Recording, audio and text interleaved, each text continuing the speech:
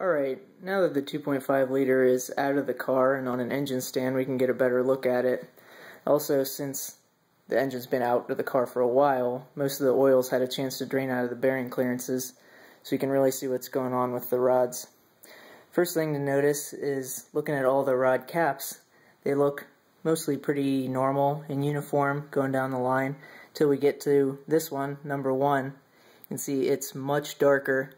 Looks like the oil scorched on it. Then can't really reach this one, but going down the line, this one's pretty tight, this one's pretty tight, pretty tight, tight. Huge amount of play. That bearing is toast.